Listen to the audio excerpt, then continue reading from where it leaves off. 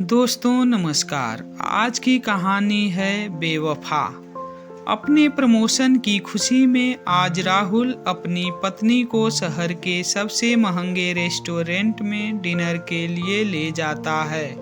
दोनों आज बहुत खुश हैं क्योंकि राहुल की आज पगार 1 लाख रुपए महीना हो गई है।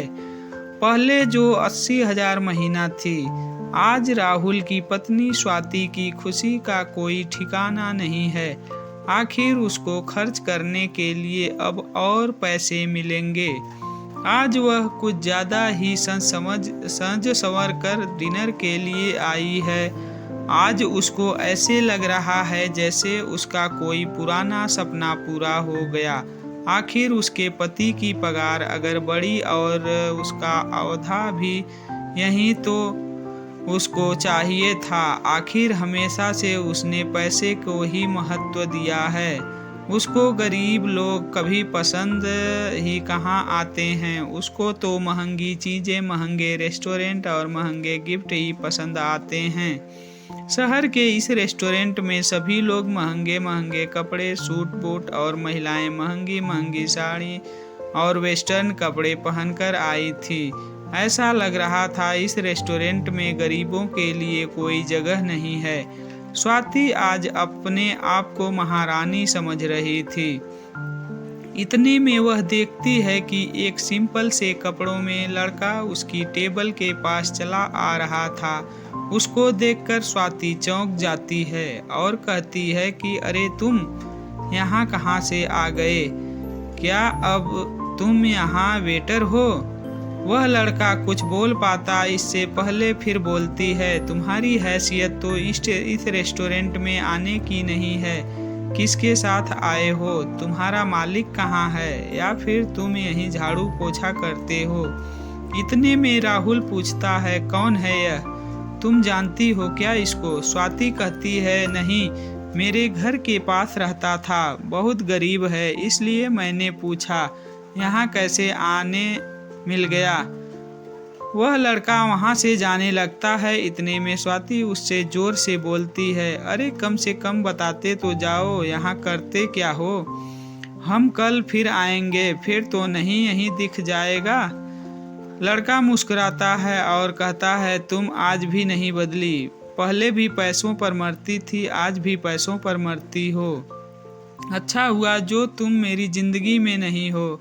यह लड़का स्वाति का पहला प्रेमी था, सौरभ, जो उससे बहुत प्यार करता था, पर गरीब होने की वजह से स्वाति ने उसको छोड़ दिया और राहुल से शादी कर ली। स्वाति को यह बात चुभ जाती है और वह चिल्लाकर सौरभ से कहती है, तुम क्या जानो पैसे की कीमत? तुमने तो कभी देखे ही नहीं। तुम तो हमेशा गरीबी में रहे हो और हमेशा गरीबी में रहोगे। जिसके पास पैसा नहीं होता है उसके पास कुछ नहीं रहता। खैर छोड़ो, मैं तुम जैसे भिखारी से पैसों की बात क्यों करूं? इस रेस्टोरेंट में तुम जल्दी जाओ, मेरा वक्त बर्बाद मत करो। यह बात सुनकर सौरभ बाहर जाने लगता है। इतने में उस रेस्टोरेंट का मैनेजर आकर स्वाति से कहता है, आप प्लीज इस रेस्टोरेंट से बाहर निकल जाएं। आप यहाँ पर खाना नहीं खा सकते। क्यों नहीं खा सकते खाना? हमारे पास पैसे हैं, फ्री में खाने थोड़े आए हैं। तुम्हारी हिम्मत कैसे हुई यह कहने की? हो कौन तुम? स्वाति चिल्ला के मैनेजर से बोलती है। होटल मैनेजर स्वाति से बोलता है, प्लीज हम आपसे रिक्वेस्ट कर रहे हैं, आप यहाँ से चले जाइए। अब आप यहाँ खाना नहीं खा सकते। देखते ही देखते कुछ बाउंसर उस टेबल के पास आ जाते हैं। ऐसा लग रहा था अगर वह स्वाति फिर चिल्लाती है तो दोनों को यह बाउंसर बाहर फेंक देंगे। इतने में सौरभ मैनेजर से कहता है, अरे इस सब की कोई ज़रूरत नहीं है, इनको शांति से खाना खाने दो और इसके बाद इन दोनों से बिल मत लेना। और हाँ, यह ध्यान रहे अगली बार यह दोनों यहाँ ना आने पाएं। स्वाति यह देखकर चौंक जाती है। वह मैनेजर सौरभ की बात इतनी आसानी से कैसे मान लेता है? वह आश्चर्यचकित होकर मैनेजर से कहती है, कौन है यह आदमी जिसकी बात तुमने इतनी आसानी से मान ली? मैम, आपको नहीं पता यह कौन है? आप यहाँ खाना खा रही हैं, उस होटल के मालिक को नहीं जानती हैं? वह तो शुक्र है कि सर बहुत कम गुस्से वाले हैं, नहीं तो आज आप दोनों को बाहर करवा दिया होता। क्या सौरभ होटल का मालिक? हाँ, इस होटल का मालिक। पर कैसे? यह तो बहुत गरीब था। सुना तो मैंने भी है कि सर पहले बहुत गरीब थे, पर उन्होंने अपनी मेहनत और लगन से 4 साल में 300 करोड़ की कंपनी खड़ी की है। उनका यह अकेला होटल नहीं है, उनके 10 होटल हैं और इस शहर में हैं। पर सर हैं बहुत ही सिंपल, ना किसी बात की अकड़, ना किसी बात का घमंड। सुना है सर को किसी लड़की से बेइंतहा प्यार हुआ था और वह लड़की सर को सिर्फ इसलिए छोड़कर चली गई कि उनके पास पैसे नहीं थे। इसी वजह से दिन रात मेहनत करके सर ने यह कंपनी खड़ी की है। आज सर के पास सब कुछ है।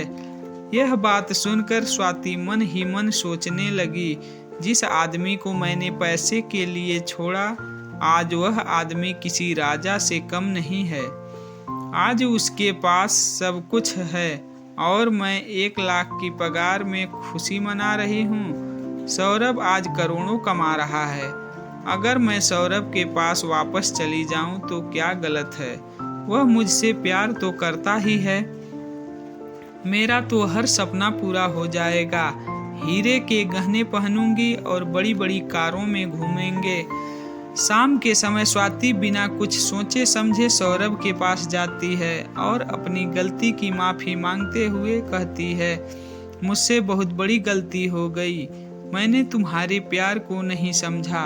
आज मुझे एहसास हुआ है कि मैं तुमसे कितना प्यार करती हूँ और तुम्हारा प्यार कितना सच्चा है।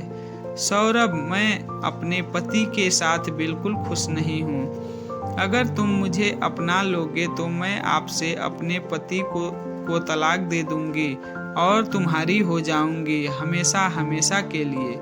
सौरभ यह बात सुनकर स्वाति को जोर से खींचकर एक थप्पड़ मारता है और कहता है, अरे बेवफा, पैसे की भूखी औरत, कम से कम जिंदगी में किसी एक के साथ तो वफा कर।